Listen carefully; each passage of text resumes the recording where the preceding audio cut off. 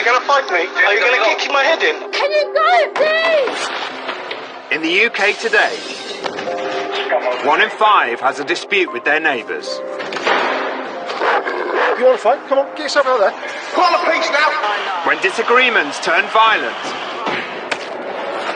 people live in fear of the nightmare neighbour next door. Tonight, bad behaviour gets nasty in Colchester. He's walked over towards me, holding the big blade. And I thought, oh no, I'm just going to go for it now. A countryside clash leaves one animal lover devastated. I saw this horse. It was really injured. It was absolutely pouring with blood.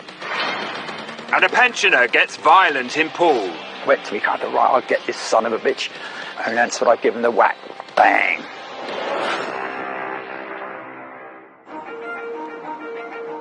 Colchester, Britain's oldest recorded town, today has one of the fastest growing populations.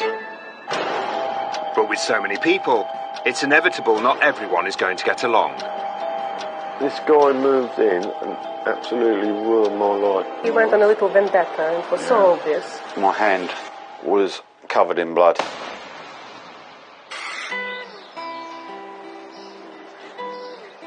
"53-year-old builder Andy Claridge met his wife Irina 12 years ago when she moved to the UK from the Ukraine.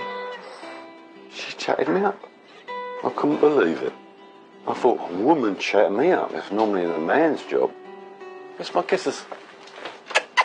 I fell in love with Irina. She's a lovely girl. She's beautiful looking and everything else. I liked the way he moves, the way he speaks. It was a good sense of humor. And I realized there is something about a guy I like.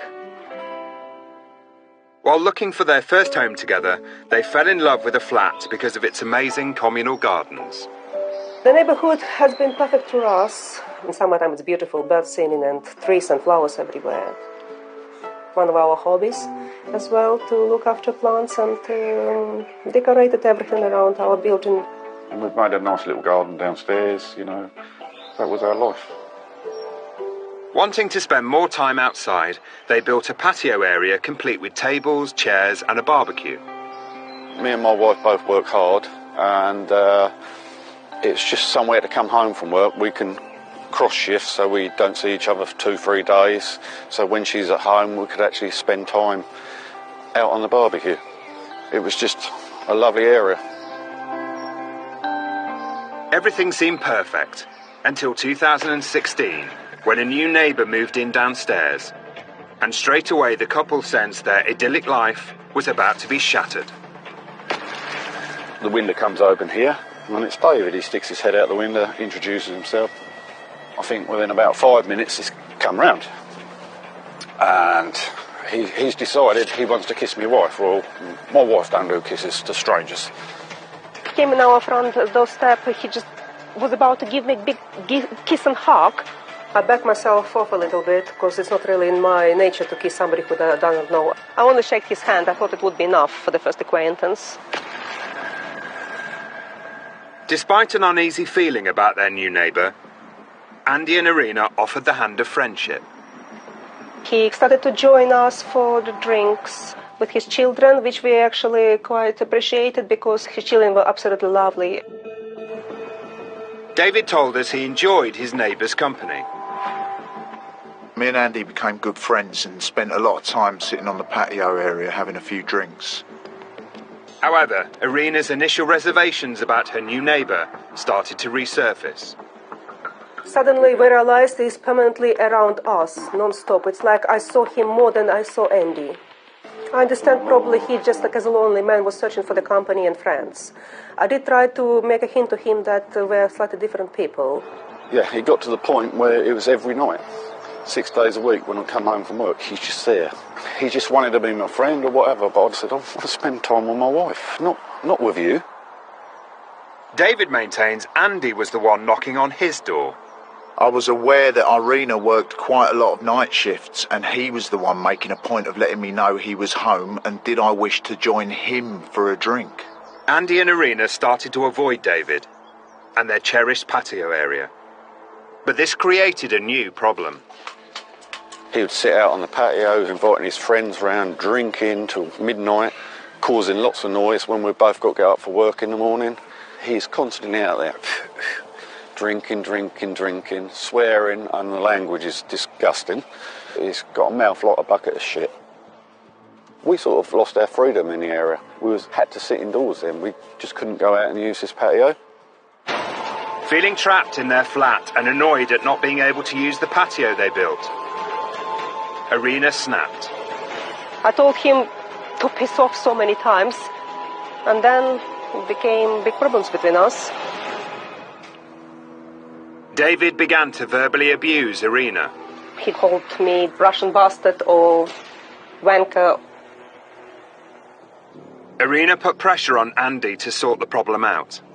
I just wanted Andy to speak to him and to explain maybe better than me in a proper English language, like just to stay away. We're not going to be friends. We are totally different people. The fallout between the neighbours was now taking its toll on Andy and Irina's marriage. I'd think, what's the point of going home?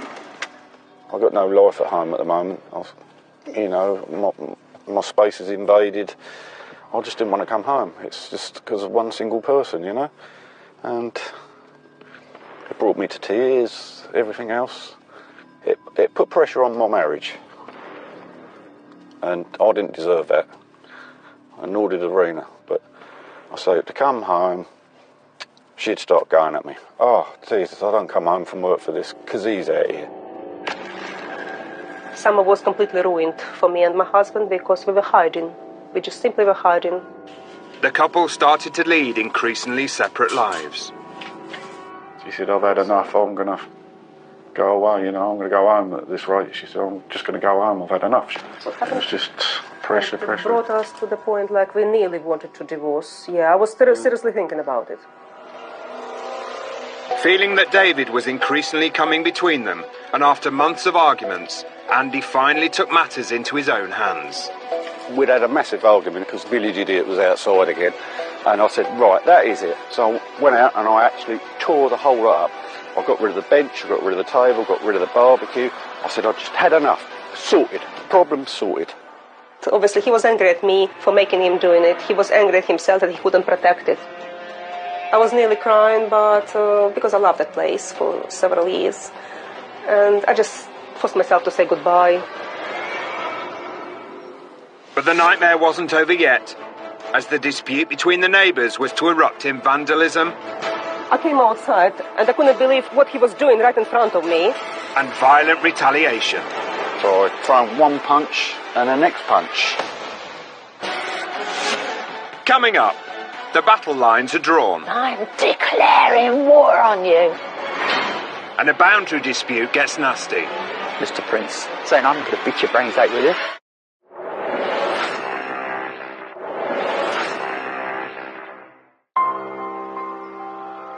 In an area of outstanding natural beauty, landowners will do anything to preserve their little piece of England. But when neighbours flout the rules, Andrew Berry comes stomping across. Boom, boom, boom, boom. insults fly, I'll just off one eye. and the fight gets dirty. Whoa. Down we was on the ground. I was knocked out for 2 or 3 seconds. So do a half circle back and then back to the track. That's a bit too quick. 60-year-old Diane Jaying lives in the picturesque market town of Shaftesbury and has built up a successful equestrian business. That's much better. These are my stables here. I've been riding since I was 2 years old. My father bought me a pony, so I've never known what it's like to not have a horse. I absolutely adore them. Diane first moved here 32 years ago with her ex-husband, as it was the perfect place to keep horses, and her parents lived on the farm next door. This is Mampet's farm. I had all my horses over there and ran my business for there. And when my first husband and I got divorced, I loved it here so much. And I had such a successful business that I built up here that's why I wanted to stay. Soon, Diane met current husband Russell, who also fell in love with her rural lifestyle. I never knew a thing about a horse, but Di taught me well. I'm an ex-speedway rider, but now I concentrate on my horsebox business. Mampits Farm was sold, and Diane and Russell converted a cattle shed on her parents' land into their family home. We built it so it's self-facing, so it's nice for the sun, and we've got our business right next to us, right on the doorstep. It used to be absolutely wonderful living here. It was so peaceful, tranquil. I loved it here. In 2008, 52-year-old Andrew Berry and his wife Tanya moved into Mampits Farm. And I was really, really shocked because I had no idea it had been sold. Once the shock had worn off, first impressions were good. They was very friendly, used to bring newspapers to Di's parents. I went once down and towed his tractor out where his tractor got stuck. But little did they know that the peace would be shattered. When 2 years later, Mr. Berry approached Diane about an unused paddock that she owned next door to his farm. Mr. Berry asked me that if I was ever going to sell the land and it was going to become available, then he would like first opportunity of it. A lot of people wanted it because it could be quite a valuable piece of land, but I decided that it was best for it to go back to the farm, and so I sold it to him. Mr. Berry applied for permission to build an agricultural unit to store farm machinery, and this would mark the start of a long and bitter feud between them. As the construction grew, it was getting more and more bricks. He put a septic tank in, insulation in it. We realised that in no way, shape or form it was an agricultural unit. It was going to be an industrial unit. We live on a beautiful farm. You know, we didn't sign up to live on an industrial estate.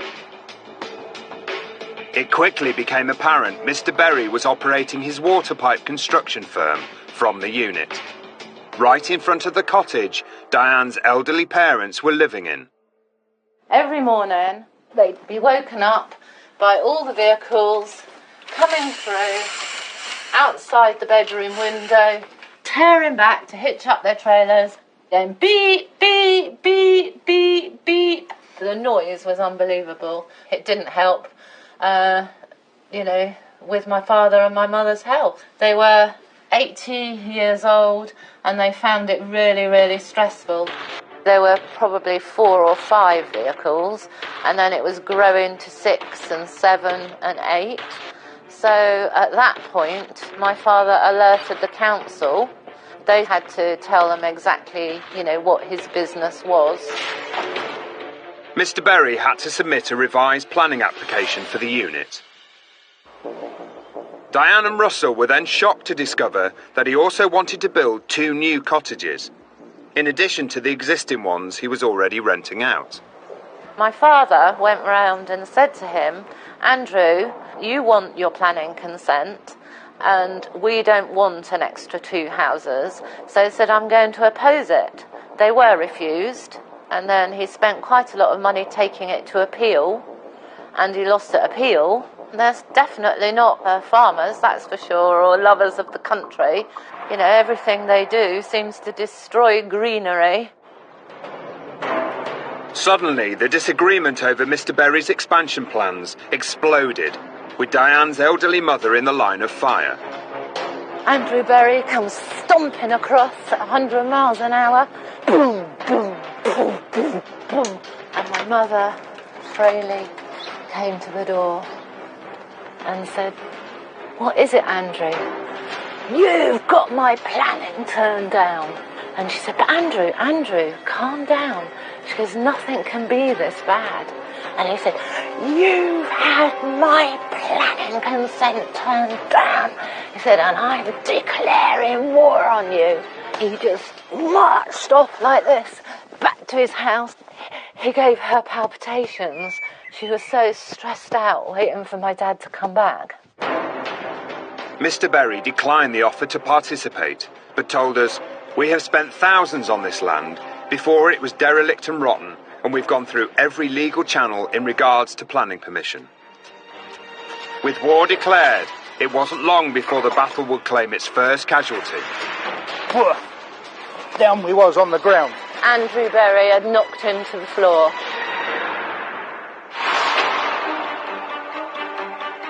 In Colchester, a dispute with neighbour David had caused Andy Claridge to snap and destroy a communal patio. I said I just had enough, and I actually tore the whole lot up.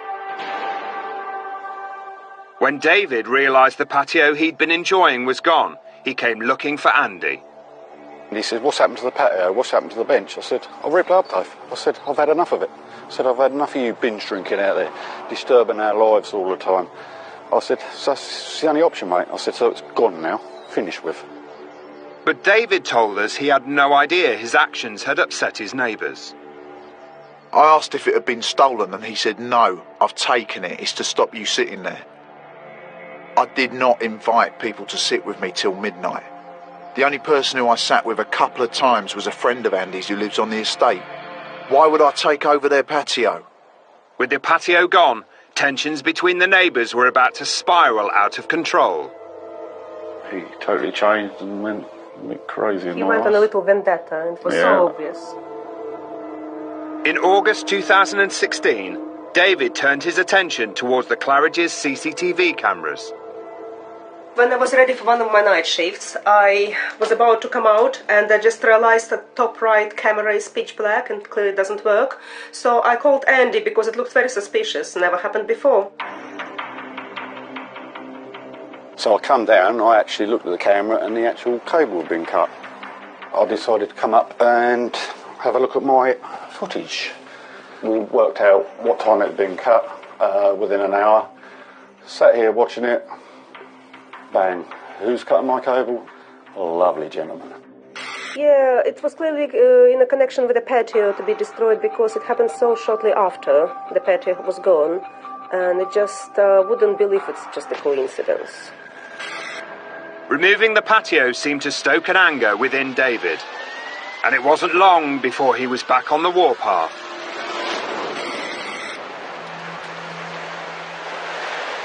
Poole is a picturesque coastal town with a busy harbour and sleepy suburbs. But a never-ending dispute amongst the bungalows. A neighbour stood here, threatening us. Was turning into a living hell. And that's what I give him the whack. Bang. 81-year-old Peter Lane, a semi-retired plumber, has lived in the area his whole life and moved into his current house with his wife Sally 55 years ago. I was one of the first ones here, and these other neighbours moved in over the years. As a plumber, I've gone and helped them with put their boilers in, central heating. Yeah, we get on very well. It's been a very quiet, peaceful cul-de-sac till Mr. Prince arrived. 9 years ago, Gary Prince, his wife and his son moved into the bungalow next door and made an immediate impression. He wasn't someone I would want to be friends with because I could see the way he spoke. Mr. Prince's attitude and body language told me that he was trouble. And I said to Sally, the wife, keep away from him as much as possible. I says, he's trouble. And it wasn't long before Peter started to feel like his initial fears might be realised. I know the first encounter we had with Mr. Prince is when he moved in, and he came up to me and said, "Whose boundary is this?" I said, "It's my boundary." "Oh," he says. Soon after, Peter heard a loud scraping sound coming from the front of his property. Mr. Prince had come through his driveway quickly and hit our pillar. Hadn't damaged it, but it obviously annoyed him that the pillar was there. Having damaged his car, neighbour Gary started making demands. He starts coming up to me and saying, "I want this boundary moved, it's mine." And I said, "No, we're not going to move it. If I move it, I'm going to have difficulty getting in." But he said, "If you don't remove it, I'm going to knock it down." I said, "Well, there's consequences for you if you do. I put this pillar in 50 years ago, and I made it strong. So he can hit it as much as he likes." Having lost the boundary battle at the front of the property, Gary turned his attention to the concrete fence posts at the back. I came in one evening And my neighbour, he said, your neighbour's just removed all your posts down the side. Undeterred by Gary's actions, Peter retaliated by replacing them with higher, stronger ones. But this was like a red rag to a bull for Peter's neighbour. Mr. Prince destroyed him with a lump hammer in front of me, saying, I'm not going to let you build this fence. I'm going to beat your brains out with it. What can you say to someone who says that to you? I just watched it and called the police to it. The police spoke to both parties but took no further action. But Peter wasn't prepared to let it go. I thought, oh, this is bloody ridiculous. So I thought, well, we'll just have to go to court. A civil court judge ordered a surveyor to assess the boundary. And while awaiting the results, the hostilities carried on. Oh, Mr. Prince is always threatening. He calls me all the names he can lay his hands on, calls my wife fat and ugly and a bitch and all these sort of things. He thinks he's going to bully you and you're going to roll over for him. So Peter built a permanent divide in the shape of a 6-foot-high concrete wall. Upon receiving the surveyor's report, the judge found in Peter Lane's favour. Mr. Prince was ordered to replace the boundary posts he had removed and pay £6,500 in damages.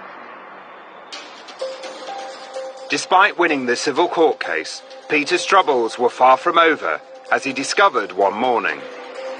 Just in this entrance here is where the car was parked. And as I say, someone had reached over the wall here and thrown acid all over it, all the way down it, all the way through. Peter thought Gary's son could be behind the attack. He's a lot younger, he could run quicker, and he can climb over walls quicker. But it wasn't long before events in the cul-de-sac escalate. That's when I think, that's it, I'll get this son of a bitch. And an armed police response unit is forced to take drastic action. 3 policemen with guns pointed them at me. One was a machine gun. Coming up, an angry showdown. We went round and knocked on her door, and she went, go away, go away, go away. And fists fly. So I throw one punch and the next punch.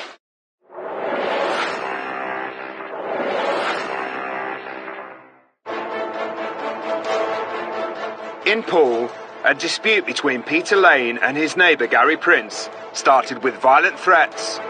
I'm going to beat your brains out with this. And abuse. Called my wife a bitch and all these sort of things. And was about to erupt. Right, I'll get this son of a bitch. In extreme violence. Bang! And hit it on there. Whack!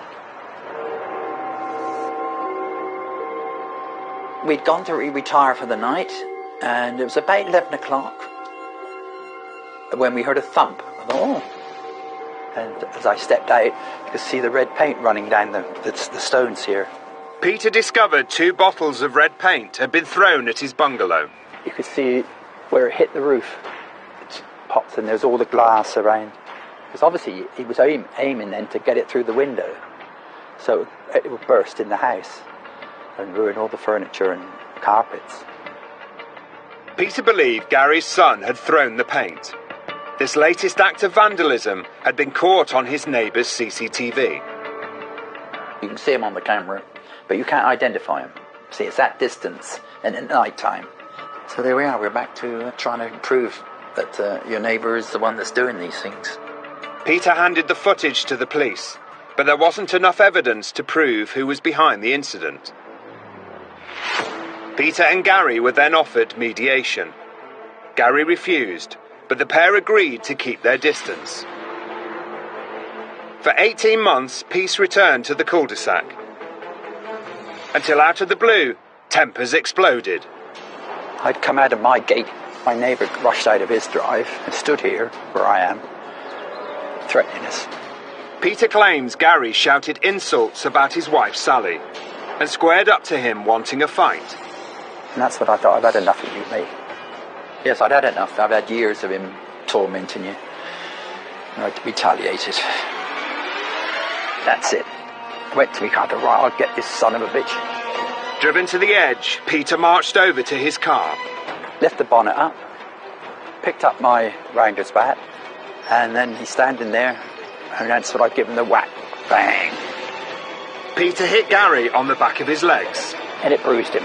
and swung again, hitting his arm. Whack! Gary Prince retaliated. Well, he just brought his fist back and tried to punch him. Oh, but he did catch me on my face. Broke the skin, a bit of blood came out as he kicked me in the here somewhere, trying to kick me in the groin, but with that he ran off indoors. Called the police, of course. But what was about to happen would shock Peter to the core. Police come on, pinned me to the ground, pointed a gun at your head. Hold on, Peter. The police came round and they what? 3 policemen with guns pointed them at me. I could see them in the corner of my eye, 3 of them. Are you serious? Yeah, one was a machine gun. He obviously elaborated and said, "Oh, this is a nutcase here. He's got a bat." And originally he said he had a knife. So he mentioned to the police that it was a knife. Yes, you see here, I carry a little penknife. Work tool I use for work. Yes, he obviously made out it was a dreadful thing. Both men were arrested, and their fate would be decided in front of a judge.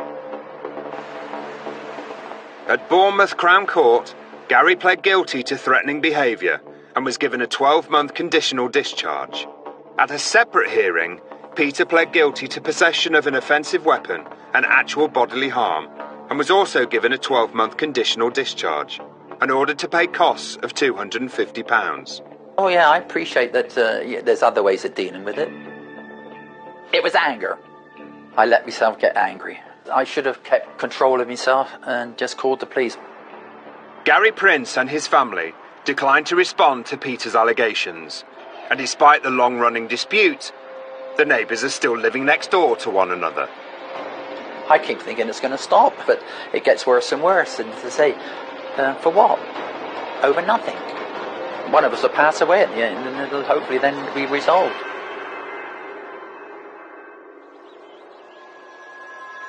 In Colchester, neighbour David had damaged Andy and Irina Claridge's CCTV.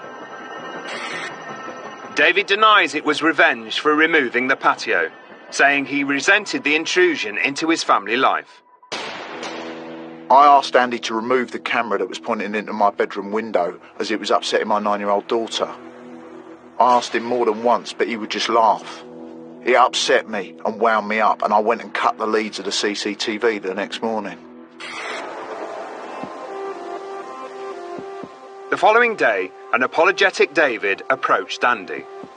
And he said, "Andy, I done something very stupid last night." I said, "Done something stupid?" I said, "I'm having you nicked now." I said, "I told you, you ever touch my property or harm my wife or anything, that is your end, mate." And that was it. Andy had called the police. They asked me if he pays me, would I drop the charges? I said, no. David was arrested and charged with criminal damage. He pled guilty and was fined. Andy and Irina hoped that would be the end of the matter, but they were wrong. Less than a month later, David was at it again. I was cooking in the kitchen and then came to the bedroom to collect some dinner trays, and all of a sudden I just saw something moving outside the bedroom window. Something looked like a long metal pole, and I just couldn't believe my eyes. I immediately rushed to the cameras, checked what is going on, and I clearly see him trying to target one of our cameras. I came outside, and there was David. I started to shout at him, like, "Leave us alone." And he was just, like, taking the mickey of me. I said to him clearly, "Can you leave our family alone?" I heard a big commotion and Marina shouting. All right, I come running out here, my wife's standing here, David's standing there, abusing my wife. I thought, enough's enough here, you've got to sort this out. Fueled by anger, Andy lashed out. And I go to attack him through the window, and he's still giving me verbal abuse. So I throw him one punch and the next punch. My wife, she grabbed me and she said, Andy, come on, get in, go and call the police, But this incident was far from over. Dave just appeared in front of our property, clearly drunk, and his hand was hiding behind the back. Irina yelled for Andy. I came running down the stairs and I was going to go for him. I went to approach him, Marina pulled me back. Then within seconds, hands from behind his back, holding a big blade. He's walked over towards me to the corner of my shed here and gave me a big kick. And I thought, oh no, I'm just going to go for it now. But Arena said, just Andy, get in, call 999 this time. Andy and Arena fled into the safety of their flat and locked the door. In Shaftesbury, Diane Jaying and husband Russell were in a dispute with neighbour Andrew Berry over an agricultural unit that he'd turned into a busy base for his construction business. And when his plans to build 2 new cottages were refused, things got personal. I'm declaring war on you. With the battle lines drawn, all verbal communication between them ceased. But one day in the summer of 2013, Russell would be forced onto the front line and things would get physical. It was a beautiful summer's day. 6, 7 friends came up for a barbecue, enjoying the lovely food that Diane had done, and all of a sudden there was this noise of a 4-stroke engine. It was a quad. The quad came into action and it was whizzing round and it was going up and down the lane. This went on for 30 minutes. And the dust and the noise from this quad was incredible. With that, I just got up and looked and said, we need to do something. When you've got your friends round, you don't just sit there and take it, do you? Andrew Berry's son Jack was riding the quad bike, so Russell approached him first. They're all laughing and joking, and I stopped here. I said, Jack, you can see we're having a barbecue. Why do you have to race up and down there on the quad? With that, he says, I'll just off one eye. Because Russell's got a slow eye, which was really distressing. This gate was open, just as it is. With that, they was all having fun. With that, next thing, woof, down we was on the ground. Andrew Berry had knocked him to the floor. Well, the next thing I see Russell coming back with his glasses broken. He's got a cut on his eye, a cut on his arm and a cut on his back. It was pretty damn terrible. I've never ever spoken to Mr. Berry again, because I'd probably lose my temper. And he's just an oath, really. The police were called, but both sides were told it was a civil matter. But things were about to get worse and hit Diane where it would hurt the most, her horses. Diane claims access to her horse riding stables was often blocked by lorries delivering to Andrew Berry's business. So they booked a riding lesson at 11 o'clock and they're stuck up the drive for half an hour waiting to get in. Then obviously there's difficulties. One day, a lorry blocking the road would have a far more serious consequence for one of Diane's precious horses. So I was in here cleaning the windows and then suddenly I saw this horse galloping about that paddock at 100 miles an hour and about 7 or 8 goats in with it. A cable supplying electricity to a boundary fence had been accidentally cut. Because the electric fence was off, his tenants' goats got into our field. So I quickly ran out the door and shouted, George, George, and get the horse in. Diane's stable hand, George, rushed to rescue the stricken horse, who'd been spooked by the goats and injured himself on a fence post. I could see that it was really injured. It was absolutely pouring with blood. So I ran back in and called the vet instantly. Half an hour went by and we're like, where's the vet, where's the vet? Anyway, the vet finally did arrive. He said, oh, sorry, I'm being delayed. There was a lorry parked up there and I couldn't get in. Very frustrating. The poor horse was just bleeding at that time. Still, sit still.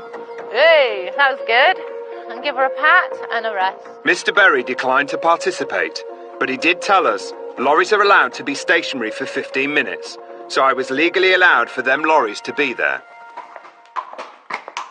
But the next incident to happen to one of Diane's beloved horses was even worse. Andrew Berry was now keeping guinea fowl on his property. The guinea fowl made their way into my prize horse's paddock and obviously upset her in some way because they make a lot of noise. They go... Diane believes the guinea fowl spooked her horse.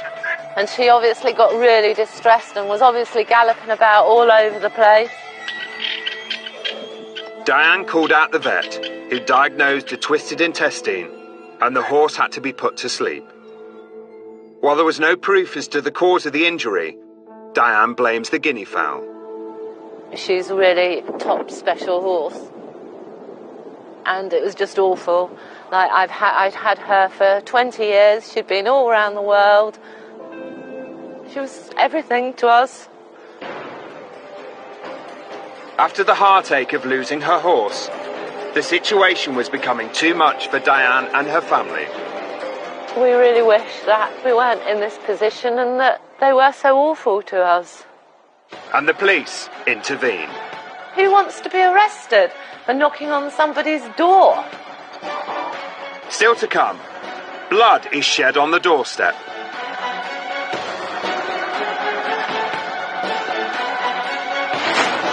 I never want to go through this in my life again. I never do.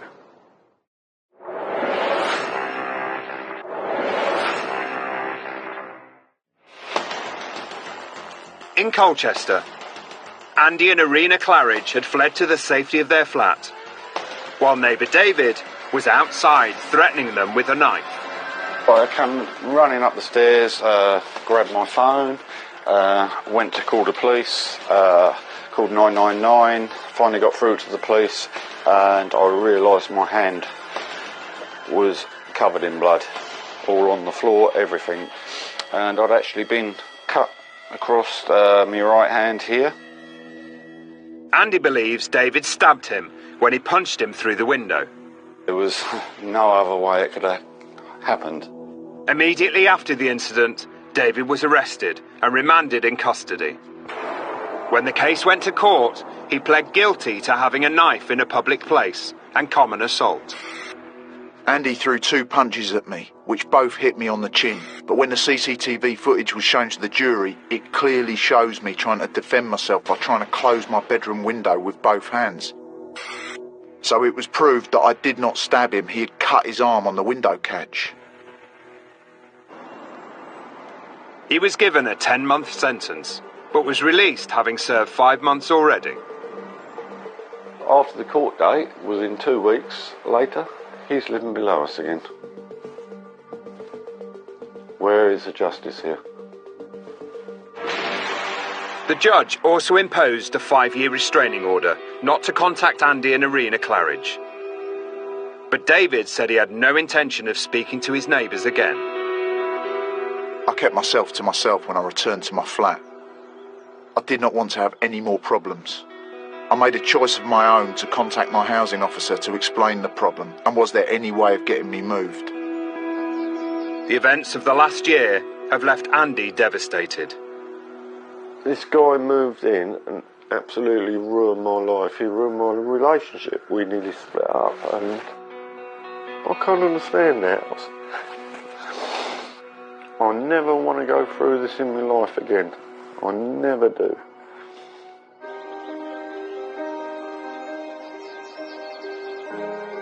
But looking back, it's hard to imagine how it all became such a nightmare.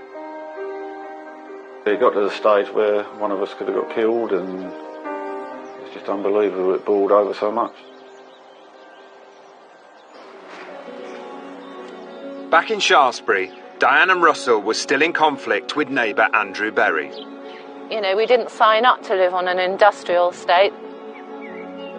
Throughout the hostilities, Diane's father was battling an illness, and with the dispute unresolved, he sadly passed away. When my father was up there in his deathbed, he said, "Andrew Berry has wrecked this place." He said, "It's time to go." You know, we really wish that, you know, we weren't in this position and that they were so awful to us. After the funeral, Diane's mom moved out, and Diane decided to rent out her parents' old cottage. But with new tenants, there would be a new set of problems.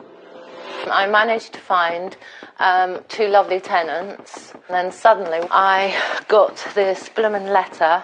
"Dear Diane, I am writing to let you know that we will be moving out of Langdale Farm. Although we love the house, we cannot put up with the noise from the neighbours anymore. The farmhouse to our right has dogs barking all day, and sometimes we can hear them during the night too. So that was absolutely, totally devastating. Next door, Andrew Berry rented a cottage to Paula Whitlock, who keeps several dogs on the property. But the noise from her barking dogs was too much for Diane's tenants. I don't know what's wrong with them. They've been doing it now for nearly 2 hours. Diane enlisted the services of a local estate agent, only to be given more bad news. And they informed me that every viewing that they'd had, all the prospective tenants had been put off because every time they go to the back door, they get bombarded with these dogs barking at them. Paula Whitlock declined to be interviewed, but is adamant the noise is not a nuisance. I merely have 2 old Jack Russells, one of which is nearly 18 years old. The other 3 are security dogs on the yard where I have my horses and farm stock. You cannot hear the dogs apart from occasional outbursts. In fact, I would conclude the goats make more noise than any of my dogs. However, Diane and Russell got advice from a solicitor who suggested they visit Paula first and ask her for help with the noise issue. We went round and went over there and knocked on her door, and Russell said, "What are you going to do about these dogs? We need a tenant." And she went, "Go away, go away, go away." So anyway, with that, Russell said to me, "Well, we're wasting our time here, Di." But their attempt to resolve the issue was about to backfire spectacularly. So I was making dinner, and then suddenly I looked out the window and I saw the police van come driving in. So a policeman came down there. He said, "Mr. Ring?" I said, "Yes." He said, "I'm going to arrest you for an incident that happened yesterday." With that, I meant, whoa, no chance. I see Russell whizzing across here with the policeman in tow. Came through this door with a policeman. "Di, are you in the house? This chap's wants me, got a warrant for my arrest, and said that I assaulted Paula Whitlock." Nothing happened. We were there 2 minutes. Who wants to be arrested for knocking on somebody's door? It was awful, absolutely awful. Paula Whitlock claims she felt threatened by Russell. Mr. Ing entered my private property shouting at me, hence my reaction, which was in fact to shout back to him to get out. I felt threatened by this situation. I left the property and went to Mr. Berry's property, upon which his wife called the police due to myself being in a distraught state. After further questioning at the police station, no action was taken against Russell, and the couple returned home to a dispute that is still running. Mr. Berry declined to participate, but he did tell us the disputes all started with Diane's father. He hated the fact that we didn't ask him for planning permission for some of the properties, and now Diane regrets selling me the land and wants to buy it back. For Diane, the piece of her rural dream life has been shattered forever. I feel really very betrayed because what he's done to us, how he's behaved towards us, is just absolutely disgusting. When I did something really kind to him and obviously wanted him to have the benefit of the land. It's very upsetting to think that he would actually treat us like that when you do something good for somebody. Have you got a Nightmare Neighbour story? Get in touch at channel5.com/Nightmare Neighbour. Next time, in Sunderland. Open the door and it's like, oh my God, what the? Families locked in a violent feud. I seen red and I hit them. In the Cotswolds, 24-hour party people bring neighbours to their knees. You can't get any more frustrating than living with people that just destroy your life every single minute of the day. And a community sent barking mad in Nottingham. Aaron spun round, hit me in the shoulder, and he just knocked me back onto the grass. We're all starting to get scared of what could happen next. Catch all that new next Thursday at the earlier time of 8. It's going to be the biggest funeral the traveller community has ever seen, and the Gypsy Kids are part of it in Our Secret World. New next? Whilst next on Spike, a 4-year battle to get her property back, and the horror still isn't over in Nightmare Tenants, Slum Landlords.